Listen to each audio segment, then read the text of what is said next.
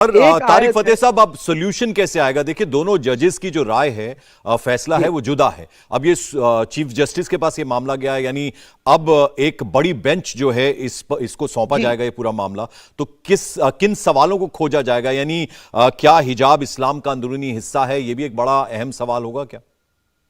ये होगा, और इसके अंदर गिल्ट के अंदर मुझे अब डर ये लग रहा है कि आपकी यही सुप्रीम कोर्ट थी जिसने नूपुर शर्मा पे सारा इल्जाम लगा दिया था शायद। तो जजेस भी उसी माहौल के होते हैं ना, जहां अपर मिडिल क्लास या उसके अंदर हैं, वो अपनी सोसाइटी में आसपास देखते हैं, उनके सामने उर्दू बोलने वाला, शेर शायरी करने वाला तो वैसे इंटेलेक्चुअल होता। यानी एक अजीब सा तमाशा बना दिया है कि वो आपकी जबान उर्दू, वो हम पे भी आके पाकिस्तान में ठोक दी गई थी। सिंधी जबान बैन कर दी कि ये काफिरों की है, और पंजाबी हिंदुओं की, और सब क्या तमाशा लगाया हुआ है।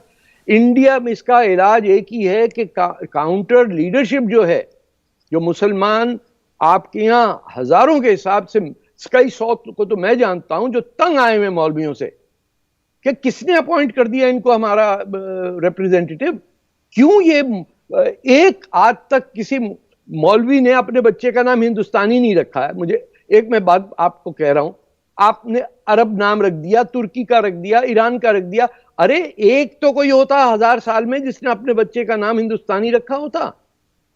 आप हिंदुस्तान का सब कुछ लेंगे, सब्सिडी भी लेंगे। उस वक्त किसी ने फतवे लगाए थे कि हज पे सब्सिडी नामंजूर है इस्लामिया को। नहीं मिल रहा है तो खाओ, नहीं मिल रहा है तो डिमांड करो और विक्टिम बन जाओ। कह रहे हम पे ज्यादती हो रही।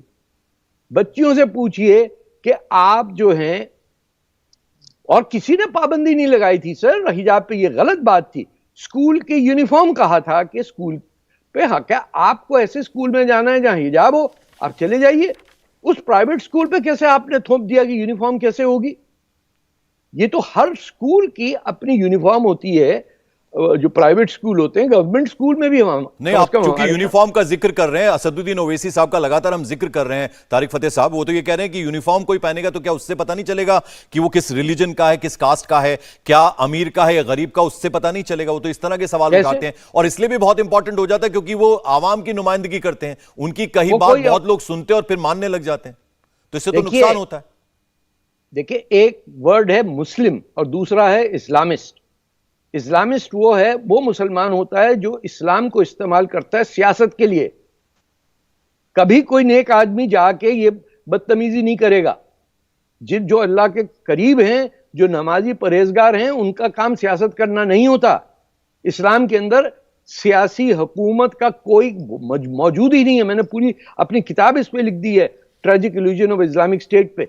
इन्होंने दुकान लगाई हुई है के ऊपर चढ़ के बड़ी गटरल एक्सेंट के अंदर बात करके अपने आप को ऐसे शो करते हैं जैसे बहुत बड़े अल्लाह के करीब हैं। तारिक फतेह साहब, एक आखिरी सवाल है मेरा कि जिस तरह से हिजाब को लेकर ईरान में क्रांति आई, क्या आपको लगता है कि वो एक बहुत बड़े बदलाव का, चेंज का संकेत है? और यहां पर भी ऐसा हो, क्योंकि यहां पर जो लड़कियां हैं उनके अंदर भी बहुत सारे इस तरह के विचार उठ रहे होंगे कि ये एक तरह की सजा है। देखें, लेकिन अगर आप एक बंद घर के अंदर, जहां आपको आने जाने की इजाजत ना हो, कहीं छोटा भाई साथ लेके जाओ, पुरानी दिल्ली में आप रह रहे हैं, आप कहां से निकलेंगे बाहर और किस माहौल से निकलेंगे? वहां तो बच्चियां होके दादी बन के मर जाती हैं, बाहर नहीं निकली हुई होती। सो द पॉइंट इज कि अल्टरनेट मुस्लिम लीडरशिप को फैसिलिटेट करना पड़ेगा हुकूमत के लेवल पे। देखिए, जो सबूही खान हैं आपके यहाँ, वो डॉक्टर साहब हैं, एक बेतहाशा लोग हैं, आपके केरला के गवर्नर हैं, जिन लोगों को पता है कि ये मौलवियों ने क्या इस्तेमाल किया, किस तरह हमारे मजहब के अंदर कत्लो गारत इंट्रोड्यूस किया। हमने तो अपने प्रॉफिट के फैमिली के सरतन से जुदा कर दिया था जी। हमने हर जगह हमले करके, मैं आपसे पूछूं कि यमन में 5 लाख लोग मरे, वहां को हिंदू बैठे हुए हैं क्या? इंडिया टीवी हर वक्त हर जगह डाउनलोड करने के लिए सर्च करें India TV news Google play store या ऐप स्टोर पर।